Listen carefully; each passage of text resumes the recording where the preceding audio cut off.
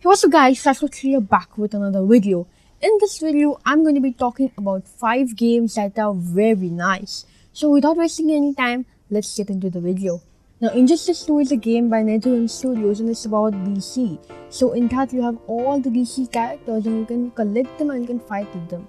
It's very interesting, and what happens is that in the beginning you get 3 characters, and as you play you get to open boxes and you get different shards, and once you get a minimum amount of hero shards for one particular character you can unlock that character. You can also evolve a character if you have enough hero shards, and basically with that you have a great arsenal of characters which you can equip, and you can form your own team to fight against other people online. Now if you have the console version of Injustice, you can link the phone version to the console version. So the more you play on your console, the more rewards you get on your phone. So if you have a console version, this is highly recommended. While the graphics are not really that great, it's a mobile version, so I should cut it some slack. The controls are great, the game is usually very fluid, and other than the very long loading times, I don't think there's anything particularly wrong about this game.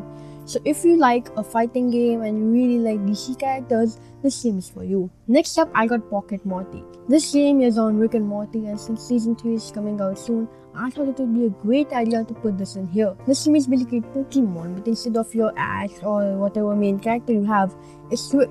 And instead of different Pokemon, you capture different Mortys. And all Mortys are different, they have something unique to them, they have different moves. In this game you have 2 options. In the campaign mode you can collect different Mortys, it's quite nice, but my favorite is the multiplayer mode.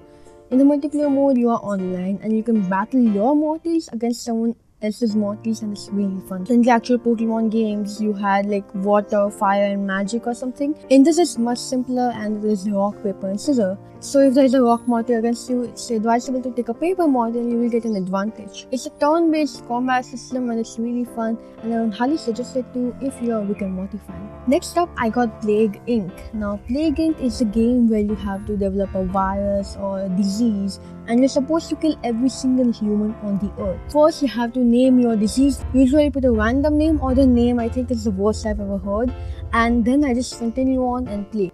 Now first you select a country, and in that country you can spread the virus. You have different modifications and you have different things you can put on to the virus so that it spreads more carefully, or it is more dangerous, or that it takes a longer time to get a medication for it.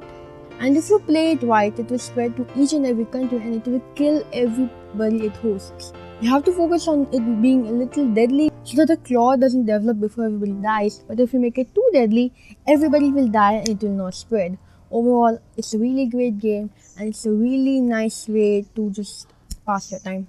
One huge complaint I have with it though is that it is landscape instead of portrait, and I don't really think it was meant to be landscape. I don't know, I just don't like that it is landscape.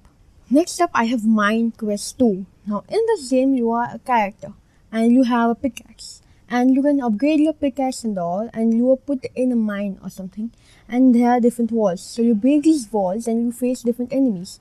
Now you have a turn-based combat system in this, which is very great actually, and then you find an actual boss. When you defeat the boss, you can go and find a crystal which you have to break.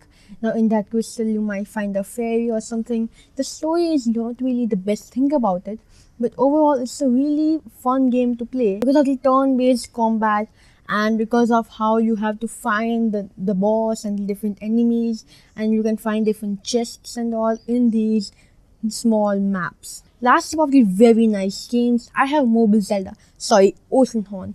Oceanhorn is basically trying to be the mobile version of Zelda, and while it's not very bad at it, it's not very good at it either.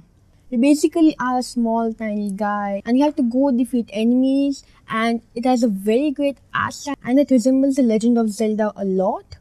I really like this game. It has a unique art style and overall it's really fun to play. Anyway guys, that's it for this video. Did any of these games make you think, Oh, that's very nice. or are all these games just very bad?